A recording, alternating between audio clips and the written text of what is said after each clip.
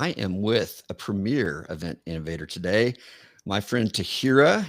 We have known each other for, I think, about a decade. At We least. met at SEMA, introduced by our friend Megan Powers, and she is head of programming for IMEX. She's author of several books, one on intentional design, but the most recent is the RO or our KPI is joy. So, welcome to the show, Tahira. Well, thanks, Phil. You have a book too that's pretty great. So I think it's, we should probably we could just talk about extraordinary events for a long time, but we have so many things to talk about today, don't we? We do. You might even say this conversation could be unforgettable. It could be unforgettable. It could be. I hope it is. But tell me why you wrote this recent book and go ahead and give us the full title. Our KPI is joy, how live events catalyze happiness, productivity, and trust. I wrote Intentional Event Design in 2017 and I revised it after the pandemic. It is a textbook for how to do events, and it is used as a textbook. It's used in NYU. We're using it at BCIT and SDSU. So it is really what's so fun about teaching intentional event design is actually seeing students, which are, they could be in their from their 20s to their 50s. It honestly depends because it's an adult education class. See them light up as they understand that events are not just logistics. Events are actually about the feeling people leave with. Mm. And so the second book was really an extension of that thinking to say, it's really great that we we go to events as a life highlight. We tell stories about them. They are unforgettable, right? We have things that we carry through. And yet we have all these really crazy metrics around them. How many registrations did you sell? Did we meet our revenue metrics? Did we have X amount of exhibitors? Did we have X amount of speakers sometimes? Like, it's not about it. None of those things, all of those things are important, but none of those things are what drives the success of your event. What drives the success of your event, virtual or live, but definitely live, is the people. And the people came and they had a memorable time.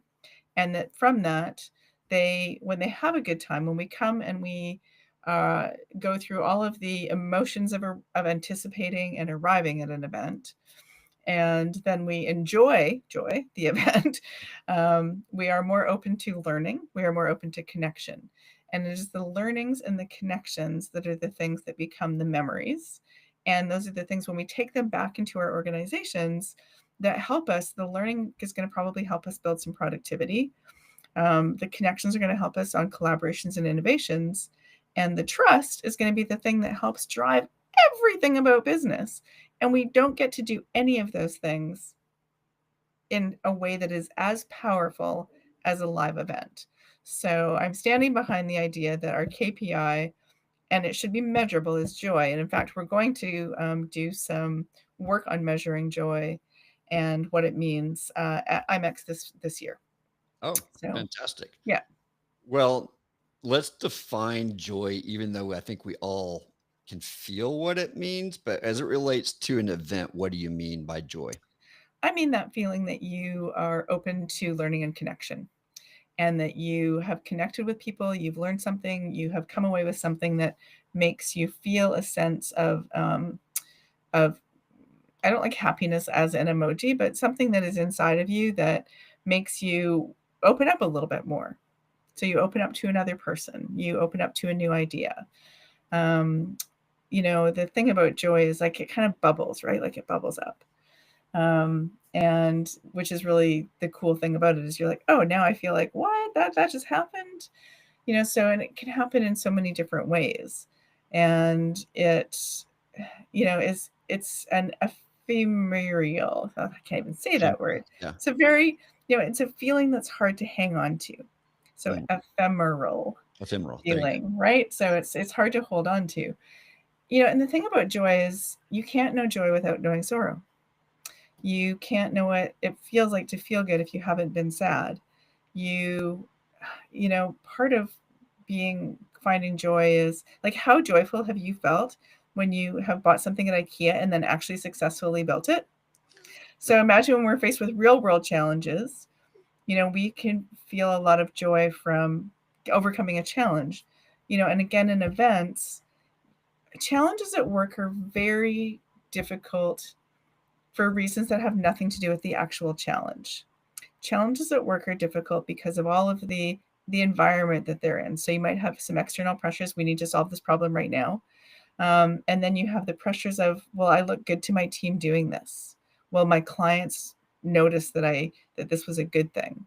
But so there's a lot of things you can do in events and present challenges and prototypes and spaces for dialogue and collaboration in live events that you can feel good about solving that problem. But now you can also take that good feeling and that problem solving into your organization and have a better way to tackle those challenges that is going to create more positivity, and more positivity leads to more sales. Nobody bought something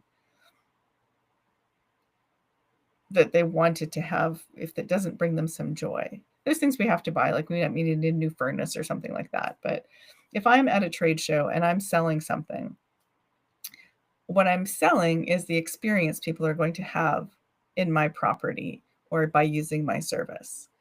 And but we don't count that. Oh, no, why would we talk about joy at events? Like, no, we've got numbers, we've got serious things to talk about with this event. What we have to get to our executive level with is, how do you want people to feel when they leave this event? Nobody has said, gosh, I hope they don't like it. So why can't we then make joy a measurable metric? It just seems so obvious when you start thinking about it. Yeah. And I think one of my favorite things was, there's a woman who read it. But on LinkedIn, she posts and she's just, she said, so I saw this book. I don't know her. So I saw this book, I ordered it. It was going to take 2 days to get here. So I downloaded it to my Kindle. I was just going to glance at it. And 3 hours later, I was writing joy metrics for our large financial organizations planning team. Wow. Yes. Right. So it's possible for us to understand how to do it. And I know I've had several texts today, actually.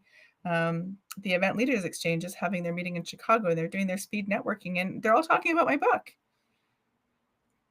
So you tapped into something here. You yeah. mentioned what we face at work, and when we arrive at an event, if you're coming for the first time, Yes. maybe you're coming out of that work environment where there's been a lot of pressure on you. Could have been toxic, could just be the pressure of deadlines and all the things, could be family pressures. How do you create a sense of joy as people arrive? How do you transition them from whatever they were experiencing before? And it's strangers. I've never been here before. IMEX is a huge event, and it's a large, building that you're coming in, and you might feel lost and overwhelmed by it. I don't even recognize this. How do you create joy as people are entering into an event? Well, I think IMEX has always been a place people wanted to go to. So, as somebody who went to it for a long time before I worked there, it's a place that people wanted to be. So we already have that as an anchor to start with. But what we've been doing in the last few years is really focusing on our first timers. So there's first timers webinars. We can pull up, blog posts from other people who've talked about what you should be doing at the show, from comfortable shoes to hydrating to being friendly, putting on a smile. Taking the time to meet people. So with our first timers, we've now done, I think we're going into maybe our 4th show of offering a first timer session, where people can come learn a little bit, like just be oriented to a little bit to the show, and then meet a friend before they leave that space, so that, it's like you feel like, oh, I actually do know somebody here. And, there's so many activations that happen as you arrive at IMEX through that whole first hallway. And giant letters you can take your pictures with, and holograms that greet you, and all kinds of different things. So you don't sometimes arriving at a big show can often feel overwhelming. Am I at the right place? Did I come in the right door? So it's about, good directions, good signage, people greeting you. We actually have humans who greet you. And then the ability to go through and have other things to um, distract you in a way that is positive. Like I've seen a great activation with art or music or some photos or, so you're just like, oh, I'm not actually alone here. There's things to do and people to meet and things to see. And then of course, once you get into the show, everybody has a job to do, right? So whether you're an exhibitor or a buyer or a visitor buyer or an attendee or a speaker, everybody has somewhere to go. So it's about making it really easy for them to find the way to get there. And then again, when you come to a booth, being greeted, when you come to a session, knowing that you're going to learn something. There's just lots of different ways that we think about it all throughout, making, lots of water stations easy for people, workspaces where people can go and sit and relax. When they have to catch up on emails or write a proposal that has to go to the client that minute, there's a place to do that. Or to go into, the resilience room, or this year we're going to have a circadian cove with Olympian meetings. So it's going to be beside the resilience room. So the resilience room is really designed for our neurodivergent population who really need a bit of quiet time and space to really get away. So we have that available for them. And then the circadian cove has activations throughout the day that are designed to mirror our circadian rhythms. So a little bit quieter, a little bit more active in the morning, a little bit quieter during parts of the day. So giving us space to sometimes just breathe, sometimes do a bit of movement. So different ways of looking at how we can create opportunities for people to embed into the experience. And the thing is sometimes, I'll often go and use our well-being room and just spend 5 minutes just resetting. And you come back kind of a new person. If somebody just takes you through a bit of breathing or stretching, you might have a little bit of a headache that started, but you come back and you're just like, oh, okay, now I'm ready to do this again. So I think that having spaces for that is really important. We're also working with the Australian and American Psychological Associations. They're launching a new neurodivergent certification for shows that really looks at all of the different things that you have control of in a show. Because what we're finding, of course, like anything in our events industry, all of a sudden everyone's an expert when they're not really experts, but they say they're experts. So they put in a quiet, set aside a breakout room, call it a quiet room, make it dark. Okay, we're ready for the neurodivergent. There's so many more things that can be done. And Right. so they're creating a proper certification. So we'll be a case study for that this year, which we're, and what I love about IMEX is level 2 would have been actually really easy for us. And so Ollie, who works with us on designing our experiences, is like, well, let's do level 3 because that's going to push us to be better. And that I think is one of the things that for me is a joy in working at IMEX is that there's not it's good enough button. Tell me what you mean by level 2 and level 3. I don't know. So I don't know exactly yet. So because it's a certification that's, it's an evolving certification. But for example, so all of the things that we're doing, so all the things I've said, well-being room, resilient space, water's available, quiet places to work, all of that is level 2. Like it's, so we're good, but what we want to be is better. So what are the deeper things that we can be doing to thinking about, creating different types of educational environments, creating different types of spaces for people. So again, for us, it's a little bit of a learning curve. And that's good. Like we can't, as humans, stop learning. Yeah. No joy in that. I want to back up for a minute because you've been describing a lot of things that you bake into the event, some of which is to create psychological safety so people know where to go, when to go, the neurodivergent opportunities, the circadian. But you were talking about that corridor as people are coming down the hallway. And I remember going down there my first time. And one of the things you're doing that I think sparks joy is doing surprising things, a hologram greeting you. I remember there being a music ensemble out there they were doing some interesting things that I hadn't seen done before. So there was some intrigue that you were building along the way. It wasn't just the typical things. And it seems to me that might be part of what you're doing is surprise and delight, getting people to smile, getting all the endorphins that kick in just when you smile. You want to elaborate on that? Yeah, no, I think well, you pretty much just wrapped it up for me in a nice little bow there, Phil. So yes, we do all of those things. And I think it's also, part of surprise and delight is, with our experience team. When people want to come back, it's not about coming back and just doing the same thing. Yes. It's about, how are you going to come back and show up a little bit differently? Or, maybe this isn't the year that, this is going to be something that year that we use that space for something a little bit different. You organize the show, so you know how hard it is to say no to somebody that's been a really great partner. There's actually no joy in that. No. But then I also think it also quite often offers our partners an opportunity to grow a little bit. So one of the things I talk about probably in both my books is, the people that I've worked with where, we have a conversation, I have an idea, they say no, and then they call me a week later and they're like, okay, we figured out how to do that thing. So, and that's happened to me lots of times where, it's just like I have an idea that's completely ridiculous.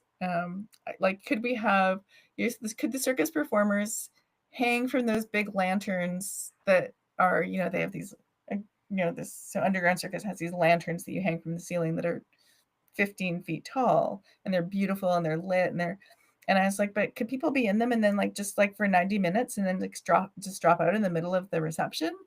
And it's like, no. So, but they went back and they noodled on it and they said yes. Like the things that were the no for them was there was no way for a circus performer can't just drop out of the sky. They need to warm up. So how would they warm up? What if somebody was in the sky for 90 minutes and got scared? What if they, needed to get out? What about the people that are down below? We have to have, a safety circle underneath. Like, so all of these things. And so, so the solution was, we put them up in the air, we pulled up all the ribbons, we had them just hanging out up there. But there was, there's a scissor lift available if somebody really got stuck. They had radios and they figured out a way inside. So because it sits on like a wooden donut, so they figured out a way inside that the circus performers could all warm up. Okay. So that they would be able to then do the act. And then we used dancers that we'd had earlier in the evening, came in and did another dance. They all created safety circles under all of the lanterns. The music changes, poof, all of a sudden people drop from the sky. Surprise and delight. No one knew they were up there. Firework, nobody knew they were up there. They're just Oh my lanterns in the gosh, sky. that's amazing. Right? So, but what's more amazing is that it was a no, right? So, Yep. it's like, no, we can't do that. And then it's like, oh, maybe we could do that. And I think that, again, it's like collaboration, innovation, thinking differently. It's just for me is like a story that just highlights all of those things that are so magic about events. It's like we don't say no, we figure out how to do it. But what's important to me is you had the attendee experience as the goal. You wanted to create a 100%. moment of joy. You Yeah. knew that this would do that. Let's just figure out how. Yes. Maybe the exact thing has to change because the how is impossible, but what is possible? And I love that you led that and they were willing to go back I to the know. drawing board and say, well, there is a way. And so that's an amazing example. All right, let's back up for a second. You kind of hinted at this, but I'm an event owner, not the producer, planner, but I'm the owner of Mhm. this event. Convince me Yeah. why I need to focus on joy as opposed to retention, ROI, and getting more speakers and getting their scores up or whatever the metric might be that I normally look at. Why should I measure joy? Well, Phil, imagine, if you will, that you would like how many of your what percentage of people would you like to have return year on year? Oh, I'd love to see 50% plus.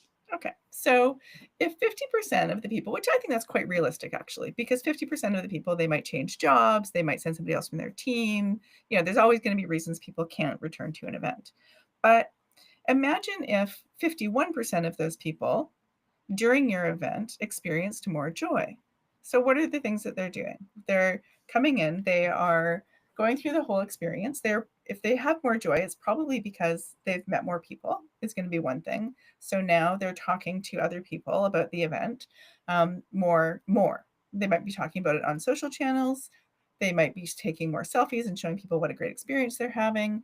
They might be really working to get more people to come, because if I have such a good time and met 5 new friends, don't I want other people that I work with to? Of course I do, because now I'm building my community. So you're using that joy, that sense of interest, that sense of I built some dialogue and some space for intimacy and for people to connect, which is a joyful feeling that I've connected with somebody and made a new friend. Well, now I want to share that with more people. So that's one way. If we say we want to have every education session, like we both produce a lot of education sessions at our events, and we want to have those education sessions all be a 4 out of 5 on a scale of I really liked these sessions on average, because again, we know we're going to have some 5s, we know we might have some 3.5s, even no matter how hard we work with those speakers. So, but imagine if every speaker was coming because they wanted to do something that was going to be joyful, transformational, make people think differently. And now your scores go up. Well, now your whole education rises. As soon as the whole education rises, more people are talking about it, more people are socializing it, more people are going to want to come back. So, and they might find such value in that education that they're now going to also bring more people on their team. Even if it's one more person, might be one new person. So you might not get your 50% retention, but you might get 1% more in total overall registration, or 2% or 3%. And so every single time that you are doing something that is intentionally looking towards how do we design for joy, every single of one of those things is an opportunity to touch more people in a positive way that is going to want them to come back and do more at your event. Yeah, it's interesting. We had somebody after a session tell, I think it was one of our volunteers, they said, I got an idea in that session. I already know how to make $10,000 when I go back to the office just from one idea Yes. out of one session. And if you see those kinds of things happening throughout the event, that's why I tell speakers, be as actionable as you can, because you want those quick wins. And you and I know if people get quick wins, they're going to feel good. They're going to smile, say, man, they're going to boast about, wow, they gave me so much value. I already got way more value than the price of the event. So That's why, I said it, joy is going to build happiness, productivity, and trust. yeah, So that's absolutely. productivity right there, but it's also, now they also have more trust in your event, Yeah. And right? they're They're going going to, to want to come back next year and find another $10,000 idea. yeah, 100%. Now that speaks to every event organizer. We want more people coming back. We want to see people being more productive. Um, yes, speaker scores going up and up and up. I mean, speakers want that. Like we tell them, we get an average of 4.5, so which Yeah. is ridiculous that we've gotten that high, but that's because Yeah. speakers aspire to give the best talk of their life, and they're disappointed if they get below a 4.5. It's like, you still got a Absolutely. D, come on, Yeah. it's still pretty good. So, I mean, you have, sort of like 20 to 60 minutes to wow people. yeah. So, you got to really, you have to bring it. You have to really think about what they're going to experience from that. So how do you keep the joy going all year long if it's an annual event? Because I would imagine that's one of your goals. You want it to happen during the event, but are there things that you do to keep it going? Do we? So let's drill into this a little bit. So we Okay. have an annual event. Okay. I think if I think back a decade ago, my job was working at a mobile app company. And we would be like, oh, you can use your mobile app to build a year-round community, and everyone's going to be engaged all the time. Oh, no, they're not. They're not. And you know what? That's okay. So because it's like if you had your birthday every day, would you celebrate your birthday every day? No. No. And even, like some of us might be a little more into birthdays than others and might stretch them out slightly more than others. I don't know who I'd be talking about. But, Birthday month, maybe? it's, whether it's birthday week or birthday month, like honestly, by birthday 3 weeks, I'm good. So, but so I really think that with events, what we want to do is to peak enough interest from event to event that it stays on the radar, right? So if something is coming and reminding me at month 1, month 2, month 6, when I open up my next registration, then great. If you let's use an example of one that we're going to be familiar with. So TED. Mhm. So TED Global pretty much sells out to the same audience every year with a few new people that spaces for a few new people. And it's almost sold out by the time that first event ends. And they've been doing that for 30 years. That is not a typical model. Right. So, right? So, and those people aren't talking all through the year. They're not probably not even watching a TED Talk every day. But they have it on their radar because the experience they have while they are there is meaningful enough that they want to return again and again and again. Then there's also a group of people who will go once because it's an investment and they can't always make that investment. Or they might not feel the need to make that particular investment and will look for another event that will feed them. Mhm. All of these things are normal event things. So, but if we want to be the event that 51% of the people return to year over year, then let's look at how you can tap into those touch points that are going to remind them specifically. And we can do this in so many easy ways now. It's like going to SEMA again this in 2 weeks. And now I can tap the button that lets me take a picture of myself, and then my facial recognition technology is enabled. And now not only am I going to be able to just pick up my registration when my face walks past a kiosk, I'm going to, much like boarding an airplane in some countries now, I am now also going to be able to have photos that with me in them, and they'll be able to send me photos with just me in them. I don't have to scroll through the 200 photos the photographer took that day looking for the one memory because that memory is being delivered to me. So imagine if you were enabling that kind of technology at your event, and then 6 months through the year, you're just like, hey, do you remember when you were here? You are Mm. at this event. However that's sent. In your case, it could be sent on social because you have a social media marketing world, right? So, Right. Right. but there's so many ways now of using the tools that we have to create little mini touch points for people through the year that, in 3 weeks, we're going to be launching our tickets. Do you remember how much fun you had last year? Great. So do you want to click this button so that you're the first ones to get the tickets? Probably. Um, Club Itchy is another good example. 2018, they did their secret family reunion. We all flew to New York and we didn't know where we were going. We just had to bring a passport, got on a plane and went to Tuscany. Right. Amazing. So they're doing that again this year. This year it's relatively expensive ticket price for a week-long event. Mhm. And they dropped the first 50 of 100 tickets and they sold out in 20 minutes. Oh my goodness. They dropped the second one lot today, and probably if we went on social, we'd probably see that sold out too. But they have been building that community diligently every day by offering things to their Slack, very active Slack channel, um, for 7 years. Yeah. So people trust that community is going to deliver the experience. I would say they're one of the few examples that have built a community that is year long, and it Yes. started surprisingly. I was on that Italy trip with you as well, and Yes. that group that's in WhatsApp is still active, Still active. surprisingly. But then they took us over to Slack, and that group is profound. But most events don't Yeah. have that. I think there's a different way, though, that events do have an ability to create, I don't Yes. know if it's a joy or if it's just a positive memory. And that's when you create transformation. That's when that idea that Yep. they got there is fanned into flame and now becomes that moment where they say, that happened at IMEX, that happened at SEMA, that happened at Social Media Marketing World, that happened at TED. Yeah. Now it becomes this anchor of, I can't miss it.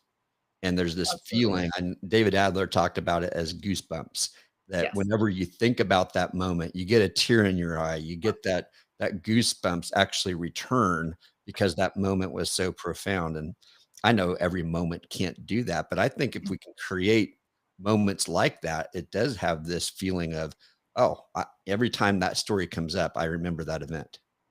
Well, and what we can and can't, um, you know, plan for is when that moment's going to happen for somebody. But Right. I feel have a responsibility to do as event designers is to set those stages where there is, from the time that you are committed to this event, you have the psychological safety of knowing you can anticipate it, you can be excited about it. When you arrive, you're going to have a nice arrival experience. Even if your plane is delayed, you're still going to have a nice arrival experience.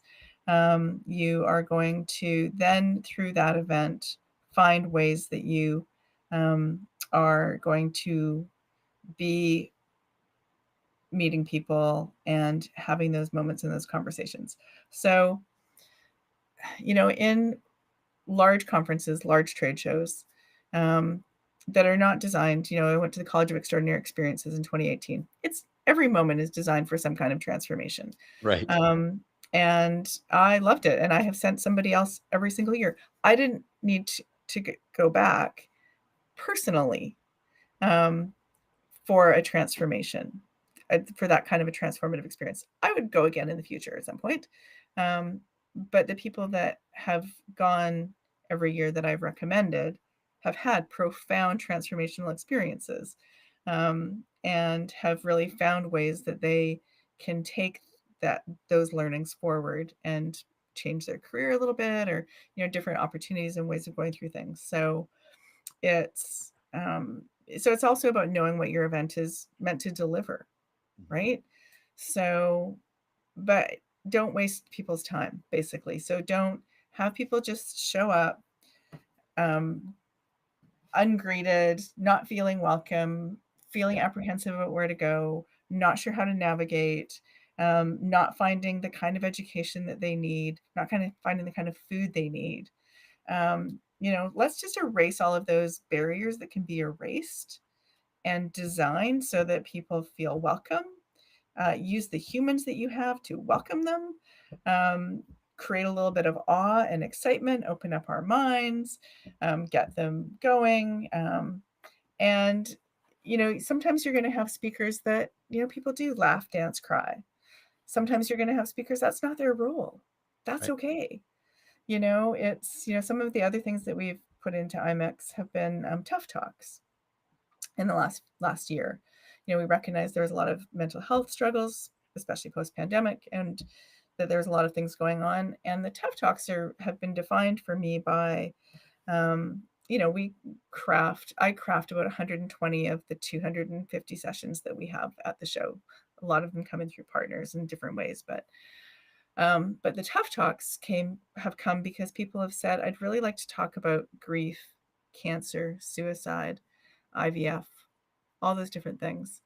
And if somebody's willing to lead those conversations from a place of authenticity, they've been so incredibly powerful for the people who have attended those sessions. And I wouldn't, but also how lucky am I to go to our CEO and say, hey, Karina, I have an idea that this year we're going to talk about mental health and suicide. We're going to do like a closed door Chatham House Rule session. Like, what do you think? And she, bless her, didn't look at me like I was insane.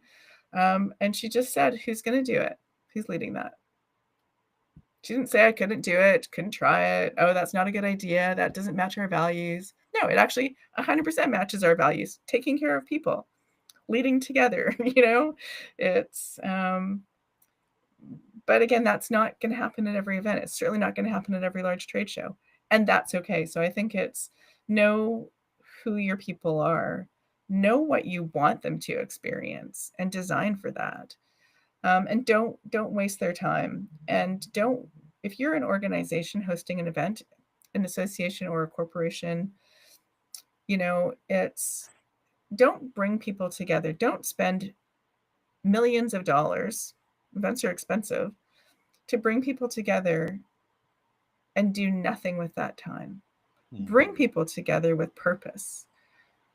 Bring people together to get them excited about, if you're a corporation, get them excited about where they work and who they work with. Let them get to know people, try different things, have a band, have a karaoke bar, have a knitting circle. Doesn't let the humans show up as humans and give them space to connect with people on human levels. And, if it's an association, you have a lot of responsibilities as an association to bring people together, usually for some kind of learning that they need to do quite often to keep their jobs. So there's very much a business side of a certification and professional growth and CEs that need to be earned. But that doesn't mean that you can't go to those really important sessions and then still come together in ways that allow people to connect and find out that they have a lot of the same challenges, and have peers and colleagues. Both your show and IMEX are really standalone shows that bring together people with a common interest, in your case, social media, in our case, the mice industry. They are shows that bring together, to some extent, buyers and sellers. But they are also shows that bring together peers and colleagues and competitors and people that need to solve problems and people that want to make a difference.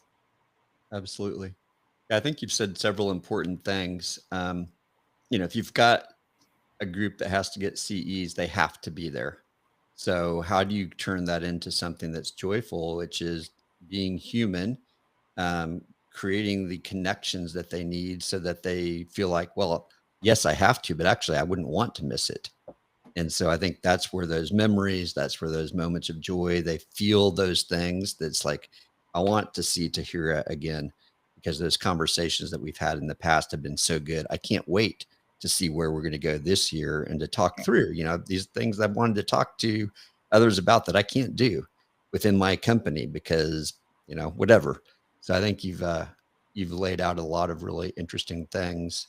The first, sorry to interrupt. Okay. Yeah, go One for of the very first events, the first large event I worked on, was the 11th International Conference on AIDS in 1996. And we started working on it in 1993 because it took a long time to plan events in the olden days, folks. So, but what a time. We brought 15,000 people to Vancouver. We brought 1,500 of them were people living with HIV and AIDS that came on scholarships. And so, the education that we had to do so that people understood that by being in the same room with somebody with AIDS didn't mean you were going to get AIDS. So the opportunity to educate people on the reality of it was incredible.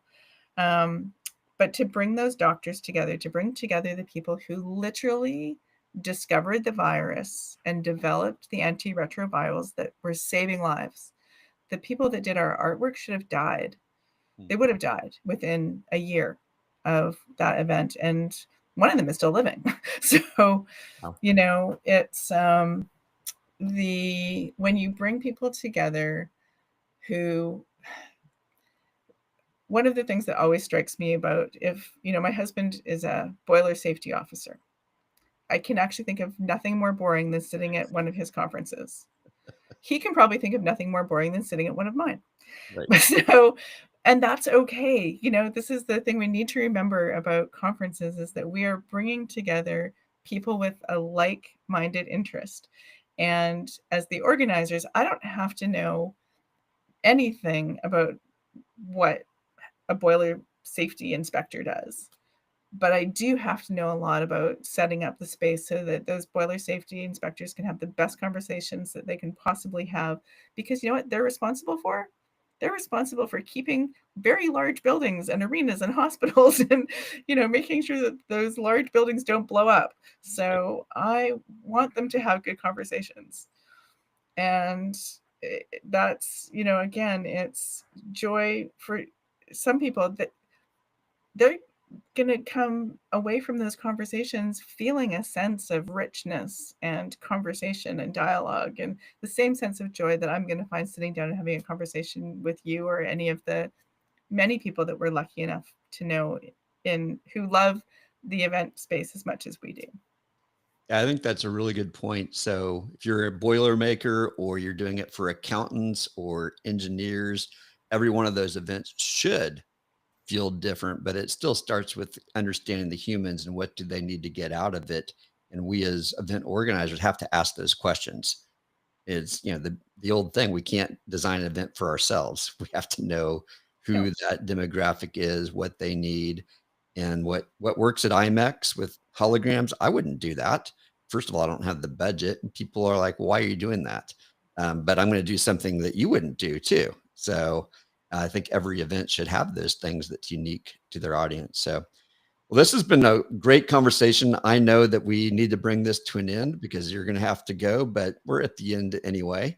So I'm going to pull out my saxophone and have our little saxophonic moment. But I'd love for you to give me 3 words. I'm sure joy has to be one of the Clearly. words from this Yeah. conversation. But what would 2 more words be? Joy, intention, and culture. Joy, intention, and culture. All right. I may have to like play for a second to warm up, but then I'll go edit that out.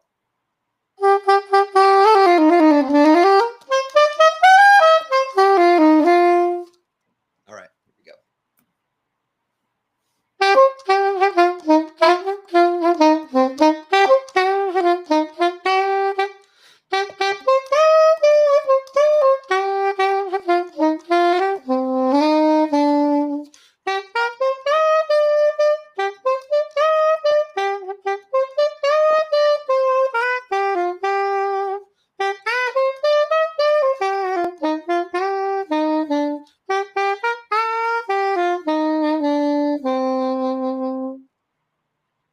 All right, Tahira, thank you so much for being on the show today.